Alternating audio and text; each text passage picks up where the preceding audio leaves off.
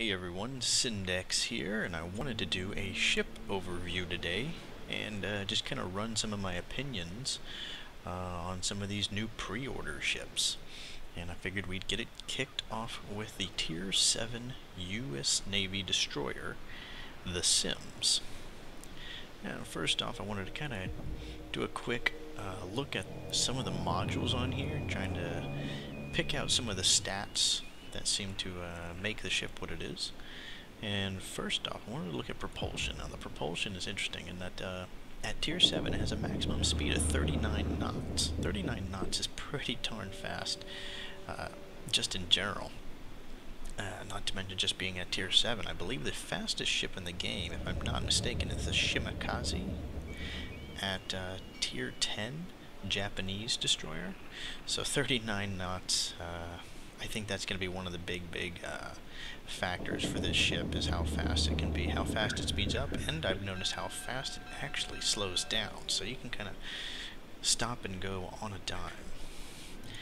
Some of the other things I've noticed here, let's see, we got the gunfire control system, firing range 12.9 kilometers. That's actually it's not too bad for a Tier 7 destroyer, so it's got some pretty good range on those guns.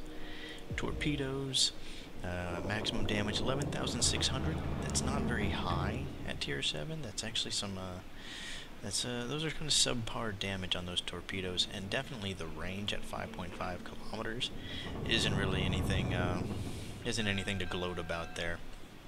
But to make up for it a little bit, it does have 65 knots of speed on those torpedoes, so they might not go very far, but where they are going, they'll get there pretty quick, so it makes for good ambushes. Rate of fire 0.7 rounds a minute. Again, nothing really great, doesn't really stand out, but it's not bad either. So, kind of average torpedoes whenever you put it all together there. And let's look at the hull. 4 main turrets with 1 gun each, 2 sets of torpedo tubes. So, and those have 4 torpedoes per tube there, and that can go on either side. One thing to note that I always like to look at whenever I'm looking at a ship and its torpedoes, making sure you know which direction they can fire. Some torpedo tubes can only fire off of one side, so that is something to note when taking a look at that. Anti-aircraft mounts 10. It's actually not too bad at giving a little bit of anti-aircraft support, but I wouldn't rely on it too heavily. And last but not least, we'll look at the main armament. Rate of fire 13.3 rounds per minute is pretty darn good. I'm pretty sure that's the same as the Tier 8 Benson and the Tier 9 Fletcher for the U.S. Navy destroyers. So having it at Tier 7, not too bad either, with a 127mm, 5.3 second, 180 degree turn time, so good traverse there. And damage is pretty average for about that same gun on the other U.S. Navy ships. So overall, really good main armament with the rate of fire. Torpedoes are kind of average, but that's to be expected with American destroyers. And speed, I think, is one of its big stats going for it. 39 knots of speed at Tier 7 is just really good to note. So in order to make the most out of that, for the upgrades I went propulsion modification 2, minus 20% time to reach full power. This will get you accelerating from those stops that I frequently make in a destroyer. A lot of times I'll slow down when I put down smoke so that I stay hidden inside the smoke. Or if I'm hiding behind an island, something like that, I will come to a complete stop with my destroyers. So being able to get back up and running faster is why I use the propulsion modification 2. Propulsion modification 1, 20% less chance of critical damage to the engine, 20% less engine repair time. So if your engine's dead in a destroyer, you might as well be too, so this can at least help you. Maybe you can pop smoke if your engine dies and you don't have your repair off cooldown. Gives you another chance, and this will at least get that up and running a little quicker. And for the other 2 pieces of upgrades, gunfire control system modification 1, increase the main battery firing accuracy. When compared to the other ones, I felt like this was the best choice. Didn't really need loading time or aim speed. Torpedoes, like I said, they're kind of average as it is, so I didn't really feel like enhancing their ability too much, and anti-aircraft guns, kind of the same story there. Now the guns, I feel, are, even though, you know, you're not typically shooting that much to not reveal yourself with a destroyer, U.S. Navy destroyers, I believe, are different in that you kind of play them like mini cruisers and try to use that rate of fire as much as you can to its advantage. And the last piece of equipment here, or upgrade rather, is the Torpedo Tubes Modification 1. And this just has them repair faster if they get damaged, and gives them a smaller chance of getting damaged in the first place. These just seem to be the go-to option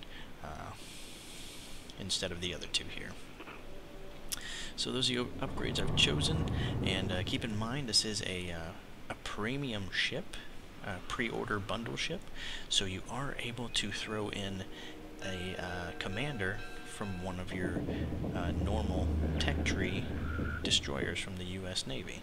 I took my commander from my Fletcher, threw him right in here, and he's actually in the process, this is one thing I noticed, he's in the process of being retrained for the Fletcher, and yet he still gets the full benefit of all these skills. If I throw him back into the Fletcher, he won't get a situational awareness, and he won't get, obviously, the other three, but, or at least not to the full capacity. But when I put him in the Sims, he gets the advantage of situational awareness and all the other abilities here. So I'm not sure if that's an error, because I don't recall that being the same on other wargaming titles, but here he's still in the process of retraining, as you can see, for the Fletcher, but I'm still, you know, these would usually be orange if I wasn't getting the full effect of them, but they're not. So one thing to note there. Now let's throw this thing into a game. We'll get into queue so we can see how it performs. Alright, today we are on Islands of Ice with the Domination game mode. We have equal amount of players on each team, so this should make this a fairly balanced game. And looking at some of the people on the teams, I actually recognize a number of these. Cold Dog and the Sims on our team, and Otrant, another buddy of mine I played with in World of Tanks before quite a bit, on the enemy team. So let's try, and this is actually not the first game I tried recording. I've had some issues with some frame rate drops in previously recorded games, so hopefully this one will turn out a little better with my recording software. And Cold Dog already immediately saying in chat that Tedsters is also here. Tedster being our Nagato. Another name that is pretty common in the beta forums. He seems to be a very active member in World Warships and in wargaming titles, I believe, in general. So a number of familiar faces in this game. So we're going to try and show off some of what the Sims can do.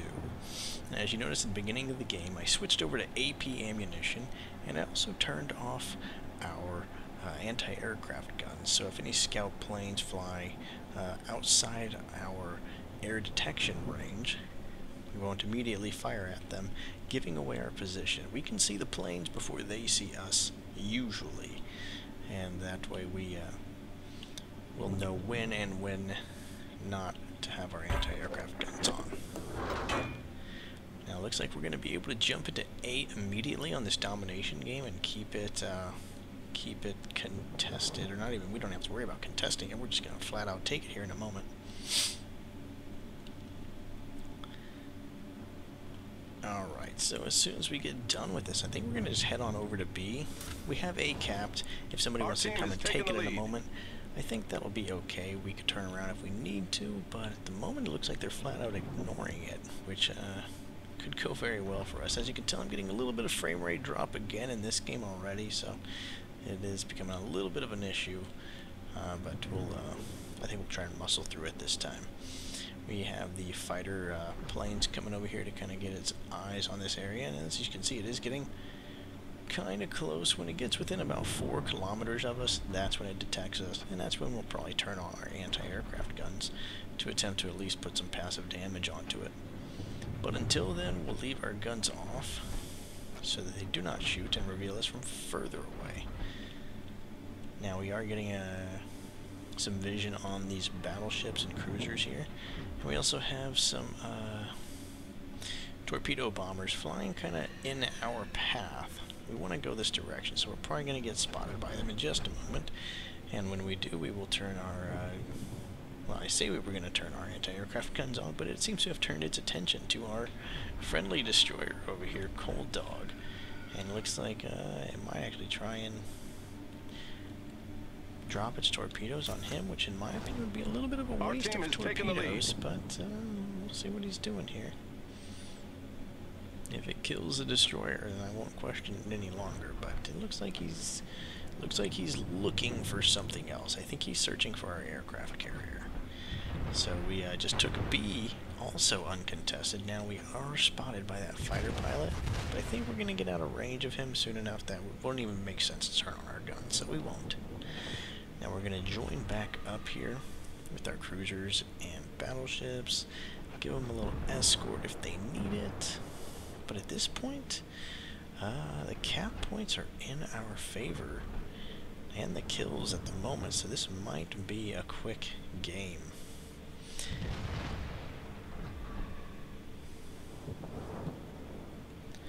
Alright, so we do have a battleship seeming to head into B. He's a little tired of not controlling any portion of the map except for C all the way over there.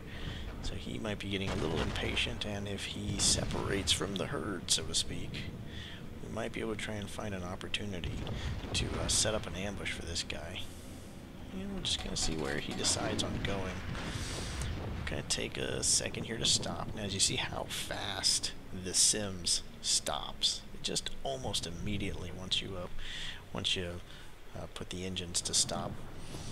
And we're going to kind of see where he goes. If he gets close to this island, we'll set up some smoke and try and get towards him. But it looks like he's staying relatively far away from it. He has maybe been a victim of an ambush before, but you know what? We still might try to pursue this. He's going to spot us as soon as we get around here. Now the biggest thing we want to do is stay out of range of his secondary guns. His big guns aren't firing on us, and hopefully he won't focus on us in a minute whenever he realizes what we're doing. But if anything, we're going to try and kind of just push him away, encourage him to just not come in here. So as you can see, we're not even just being here. He's noticed he's involved, and he notices it's a bad idea, so he's not going to stick around. So we'll try and put a little damage here with our guns and their high rate of fire. We might even switch to HE at this point, because our shells are probably not going to do a ton of damage. As you can see, they're doing about 89 damage a shell, and at this distance, essentially they're just I don't even think that's not over penetrating. I would imagine that's just kind of sliding down the side of it and doing a little damage. So we'll try to put some HE on them, getting a little bit higher numbers there, and the chance of starting a fire. Not a high chance, but a chance nonetheless. Alright, we've kind of gotten him away from here, and trying to see where our next fight could be. Now, we did lose some ships over there, and as you can see, we're down a couple of ships, and we're down in points now. Now, we do have control of A and B, but we're going to need to go over here to the west and put up a little fight, because they did take out our aircraft carrier, and I believe those torpedo planes we saw, as we predicted, probably headed straight over to that aircraft carrier and took him out. So it takes our fight out of the skies. So let's make up for it with the fight on the seas. There we go, losing another cruiser. And losing it to none other than our buddy Otrant. I'll have to find out where all these guys are. Yeah, there we go. Otrant over there in the Cleveland, heading back a little bit towards D and around. unfortunately, all our big guns are kind of hanging out here. Let's see, we are getting spotted here, and there goes the frame rate drop again. I don't know if that's my video card, if that's my processor, but either way, it needs to get something to take a look at if I want to continue making videos like this. Alright, let's go ahead and start putting our rate of fire to action here, and try and finish off this very wounded Cleveland here.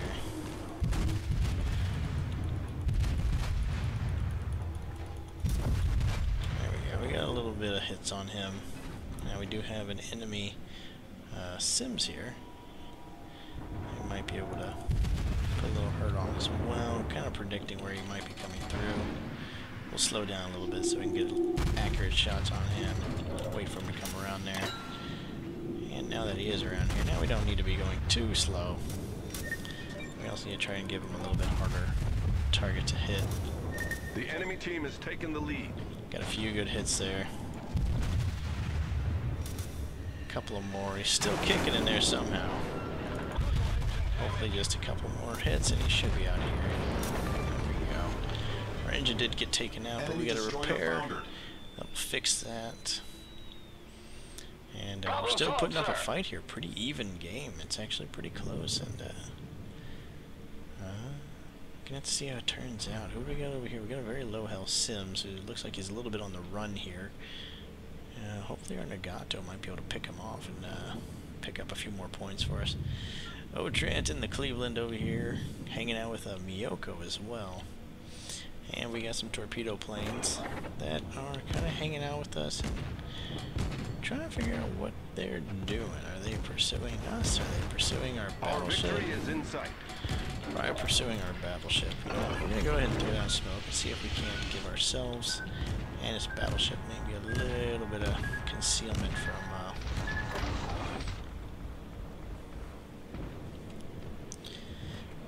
from these cruisers up ahead of us.